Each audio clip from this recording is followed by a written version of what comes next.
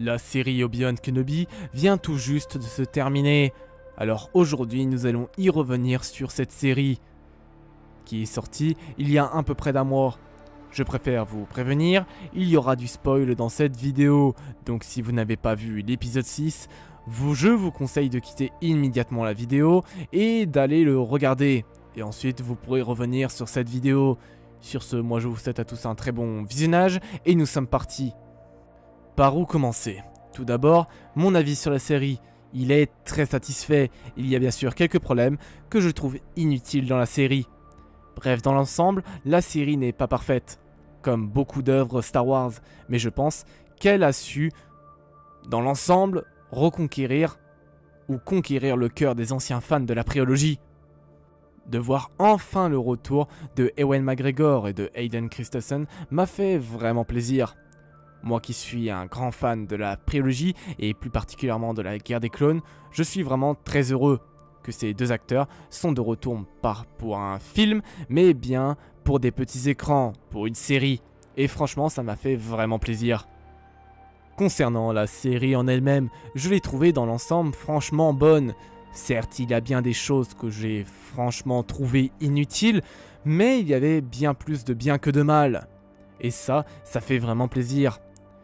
Pour les premiers épisodes, j'ai franchement bien aimé de voir notre ancien Jedi caché et vivant une vie normale. J'ai franchement également bien adoré le développement qu'ils avaient fait pour Obi-Wan. On voit que dans ces premiers épisodes, qu'il est touché mentalement à cause plus particulièrement de l'ordre 66 et de l'extermination de son ordre.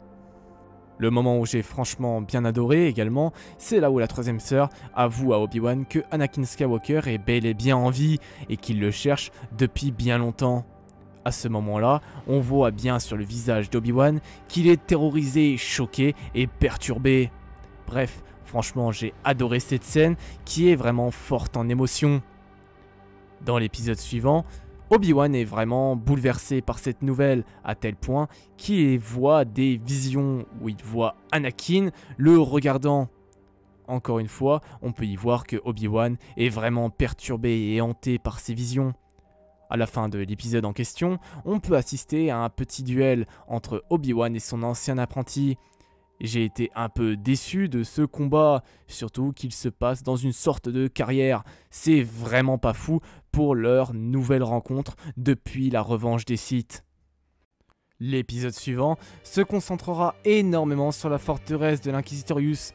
En effet, dans le dernier épisode, Leia ayant été capturée, Obi-Wan reprend à ce moment-là un peu de service et décide alors d'établir un plan pour s'infiltrer dans la forteresse.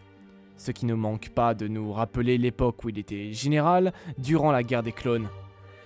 On peut alors remarquer qu'il porte à ce moment-là une autre tenue qui se rapproche plus de celle de l'épisode 3. Et franchement, ça m'a fait vraiment plaisir de voir notre ancien Jedi porter une tenue de son ordre. L'épisode suivant est pour moi le meilleur de tous. Dans cet épisode, Obi-Wan est au top de sa forme, il motive les troupes et jure de protéger chaque civil qui ne peut se défendre seul. Bref, il fait le chevalier Jedi. Il sera même prêt à se sacrifier pour permettre à ses compagnons de prendre la fuite. On aura également le droit à une sympathique phase de combat entre des Stormtroopers et les rebelles. À la fin de l'épisode, nous aurons le droit à une petite confrontation entre le Seigneur Sith Dark Vador et la troisième sœur. De plus, j'ai omis d'en parler, mais nous pouvons voir dans l'épisode des flashbacks bien avant l'épisode 2, l'attaque des clones, avec Obi-Wan et Anakin en pleine séance d'entraînement au sabre laser. Franchement, j'ai trouvé ces petits flashbacks vraiment très cool à regarder. En regardant également sur Twitter, j'ai franchement remarqué que beaucoup avaient aimé ces petits flashbacks. Nous arrivons désormais au 6e et dernier épisode de la série. Pour vite dire mon avis sur l'épisode, qui est sorti le jour où je tourne cette vidéo, je l'ai franchement bien aimé. Dans cet épisode, nous avons eu le droit à une nouvelle confrontation entre Obi-Wan et Vador. Et laissez-moi vous dire que ce combat n'a rien à voir avec celui de l'épisode 3. Ce combat est de loin le meilleur de la série. On est certes loin des combats de la revanche des Sith, mais ça fait quand même le taf.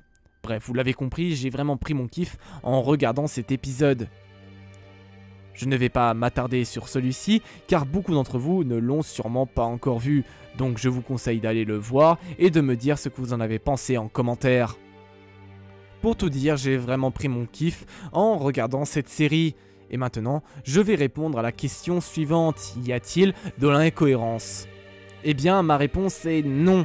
Il n'y a quasiment, voire aucune incohérence dans la série. Tout est bien pensé pour que cela soit cohérent avec les films. Et d'ailleurs, les vidéos de Sidemall l'expliquent très bien. Si vous ne les avez pas vues, je vous conseille d'aller les voir. Sur ce, cette vidéo est actuellement terminée, j'espère qu'elle vous aura plu. Si c'est le cas, vous pouvez lâcher votre petit pouce bleu et lâcher votre petit abonnement. Si la chaîne vous plaît, bien sûr, c'est totalement gratuit et ça me soutient énormément. Sur ce, moi je n'ai plus grand chose d'autre à vous dire, j'attends vos avis de la série dans les commentaires.